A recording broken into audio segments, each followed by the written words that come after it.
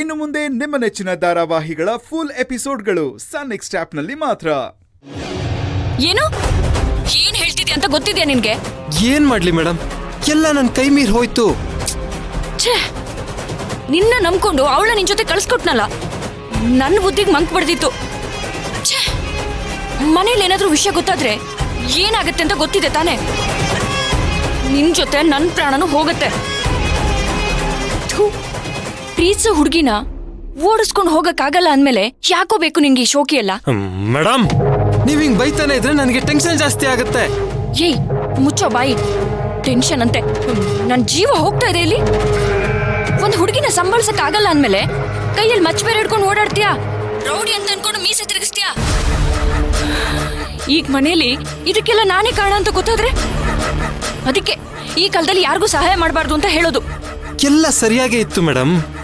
ಅವ್ನ್ ಯಾರೋ ಬೆಣ್ಣೆ ಬಿಸ್ಕೆಟ್ ಬಂದಿರ್ಲಿಲ್ಲ ಅಂದಿದ್ರೆ ಇಷ್ಟೊತ್ತಿಗಾಗ್ಲೇ ನಾನು ಚಿನ್ಕುಳಿ ನೆತ್ಕೊಂಡು ಬೆಂಗಳೂರಿಗೆ ಹಾರ್ತಿದ್ದೆ. ನಿನ್ ಯಾವ ಮಾತು ಇಲ್ಲಿ ಕೆಲ್ಸಕ್ಕೆ ಬರಲ್ಲ, ನಾನ್ ಕೇಳೋದು ಇಲ್ಲ. ಅಯ್ಯೋ ಮೇಡಮ್, ನನ್ ಮಾತ್ ಕೇಳಿ. ನೀನ್ ಏನ್ ಮಾಡ್ತೀಯೋ ನನಗೆ ಗೊತ್ತಿಲ್ಲ. ಆದಷ್ಟು ಬೇಗ ಅವಳನ್ನ ಬೆಂಗಳೂರಿಗೆ ಕರ್ಕೊಂಡು ಹೋಗು ಅಷ್ಟೇ. ನೋಡು ಮೃತ್ಯುಂಜಯ, ಈ ವಿಷಯ ಏನಾದ್ರೂ ಶ್ರೀಕಾಂತ್ ಗೊತ್ತಾದ್ರೆ ನಿನ್ ಪ್ರಾಣನೇ ಹೋಗುತ್ತೆ, ನೆನ್ಪಿರ್ಲಿ. ಈಗ ಟೈಮ್ ವೇಸ್ಟ್ ಮಾಡಿದ್ರೆ ಬೇಗ ಅವಳಿದ್ದಲ್ಲಿ ಹೋಗು. ಅವಳು ಸಿಕ್ಕಿದ ತಕ್ಷಣ ನನಗೆ ಕಾಲ್ ಮಾಡು. ನನ್ನ ಹೆಸರು ಎಲ್ಲೂ ಬರಬಾರ್ದು, ನೆನ್ಪಿರ್ಲಿ. ಅಯ್ಯಯ್ಯೋ, ಎಲ್ಲಾದ್ರೂ ಉಂಟೆ ಮೇಡಮ್. ನೀವು ನನ್ನ ಪಾಲಿನ ಬನ್ಶಂಕ್ರಮ್ಮ. ನಿಮ್ಮನ್ನ ಎಲ್ಲಾದ್ರೂ ಸಿಗಾಕ್ಸ್ತೀನಾ? ನೋಡ್ತಾ ಇರಿ ಮೇಡಮ್, ಈಗ ನನ್ನ ಹುಡುಗರನ್ನ ಕರ್ಕೊಂಡೋಗಿ ನನ್ನ ಚಿನ್ಕುಳಿನ ಹೇಗೆ ತಕೊಂಡೋಗ್ತೀನಿ ಅಂತ. ಭಕ್ತಿನ ನನ್ನ ಹೆಂಡತಿ ಮಾಡ್ಕೊಂಡೆ ಮೇಡಮ್. ನಾನು ಅರ್ಶನದ ಕಟ್ಟೆ ಕಾಲಿಡೋದು ನೋಡ್ತಾ ಇರಿ.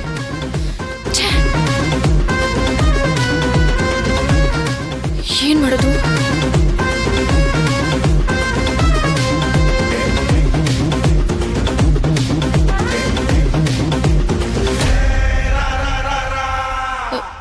ಮೃತ್ಯುಂಜಯನಿಂದ ತಪ್ಪಿಸ್ಕೊಂಡಿದೀನಿ ಅಂತ ಮನೆಯವ್ರಿಗೆ ಹೇಳಕ್ಕೆ ಭಕ್ತಿ ಏನಾದ್ರೂ ಕಾಲ್ ಮಾಡಿದ್ರೆ? ಇಲ್ಲ, ಭಕ್ತಿ ಮನೆಯವ್ರಿಗೆ ವಿಷಯ ಹೇಳೋದನ್ನ ಹೇಗಾದ್ರೂ ಮಾಡಿ ತಪ್ಪಿಸ್ಬೇಕು.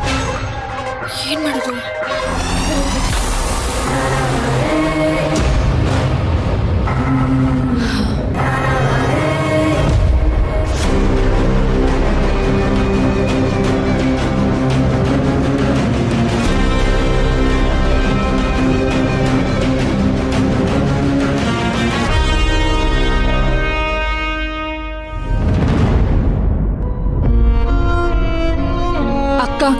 ಯಾಕೋ ನನಗೆ ತುಂಬಾ ಭಯ ಆಗ್ತಾ ಇದೆ.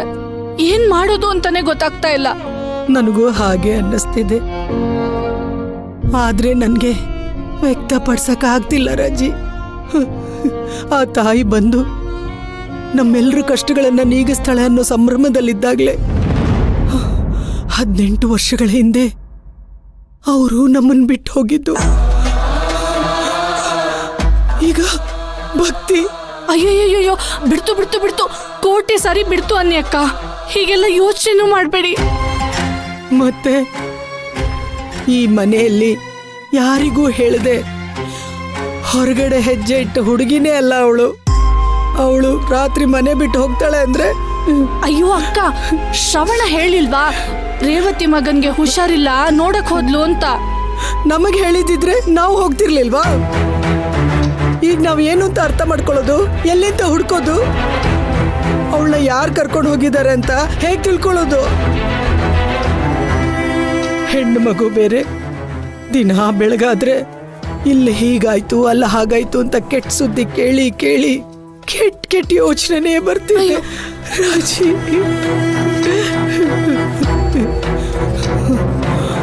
ಅಮ್ಮ, ಇಷ್ಟು ದಿನ ನೀನೇ ಕಾಪಾಡ್ಕೊಂಡು ಬಂದಿದ್ದು, ಈಗ ಕ್ಷಣದಲ್ಲಿ ಮರೆಯಾಗೋ ಹಾಗೆ ಮಾಡಬೇಡ ತಾಯಿ. ಬನಶಂಕರಮ್ಮ, ಬೇಕಾದ್ರೆ ನನ್ನ ಪ್ರಾಣನೇ ತಗೊಂಡ್ಬಿಡು.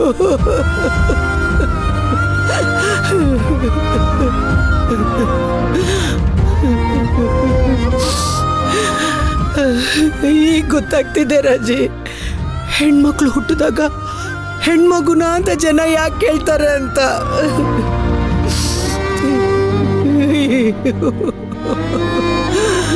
ಅಯ್ಯೋ ಅಕ್ಕ, ನಮ್ ಪುಟ್ಟಿ ನೀವ್ ಅನ್ಕೊಂಡಷ್ಟು ದುರ್ಬಲ ಹುಡುಗಿ ಏನಲ್ಲ. ಗೊತ್ತು ಕಣೆ, ಆದ್ರೆ ಹೀಗ್ ಮೋಸದಿಂದ ಅವಳ ಸುಮ್ನಿರಿ ಅಕ್ಕ. ಹಾಗೇನಾದ್ರೂ ಆ ತಾಯಿ ಮಾಡಿದ್ರೆ ನನ್ ಕೊನೆ ಉಸಿರೋವರ್ಗುನು ಅವಳಿಗೆ ಈ ಮನೆಯಲ್ಲಿ ದೀಪನೂ ಹಚ್ಚಲ್ಲ, ಪೂಜೆನೂ ಮಾಡಲ್ಲ. ಅಷ್ಟೇ ಯಾಕೆ, ನನ್ ನಾಲ್ಗೆ ಮೇಲೆ ಅವಳ ಹೆಸರು ಬರಲ್ಲ.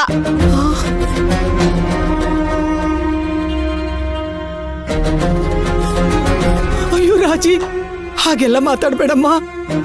ಆ ಬನಶಂಕರಮ್ಮನ ಹತ್ರ ತಪ್ಪಾಯ್ತು ಅಂತ ಕೇಳ್ಕೊಳ್ಳೆ. ನಾನ್ ಕೇಳಲ್ಲ ಅಕ್ಕ, ಕೇಳಲ್ಲ. ನಾನು ಭಕ್ತಿ ಮುಖ ನೋಡೋವರ್ಗೂ ಕೇಳಲ್ಲ.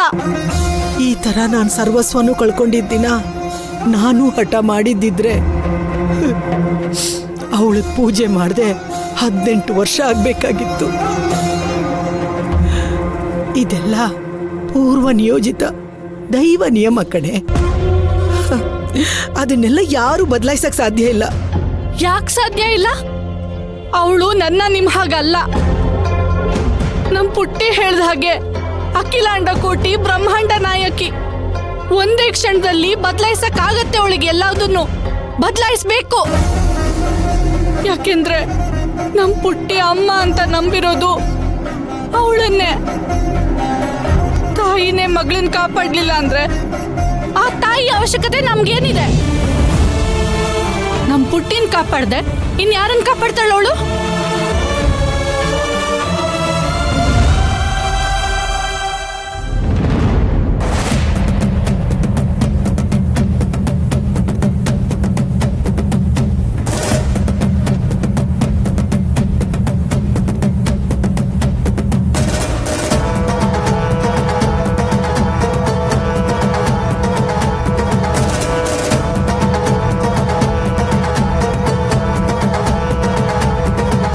ರಾಗಿಣಿ,